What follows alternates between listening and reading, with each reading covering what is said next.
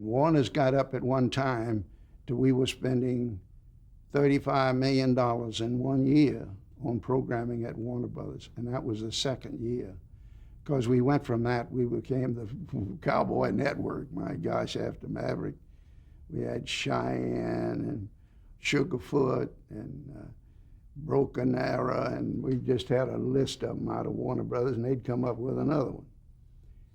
And staying with Warner Brothers for a minute, Bill Orr had 2 failures out of 12 shows. It's a record that just didn't, by the criteria of a renewal for a second year, that being the criterion for it. And then included in that were such things as Sunset Boulevard, which was really a gorgeous hit with Ephraim Zimbalist. And it was comedic, had a guy named Ed Burns in it. Kooky Burns. And it was a good hit. Well, the point was that in the late 50s, the logjam for the studios to come into television was totally broken. Following Warner Brothers came 20th Century Fox. Spiro Skouras and his secretary, which we mentioned earlier, was Dominic Dunn. And he had a great deal to do with the success of 20th Century Fox.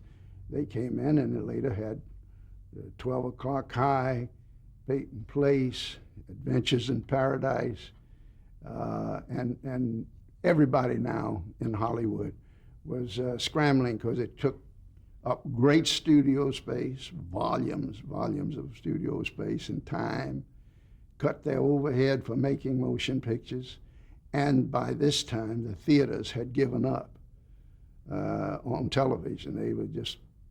They were doing all right without television, and then ultimately began to use television to advertise. Going back to Walt Disney, he was the smartest guy in the down because he reserved a minute and a half on the end of every one of the Disneylands for a commercial for Disney. And we had a tough time with our affiliates over that. But when the show made a hit, this business is motivated by money.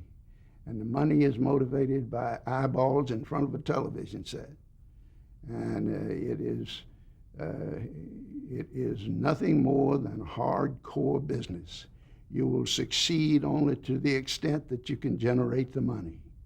And you will succeed there only in your ability to give the public something that they are not then and there getting.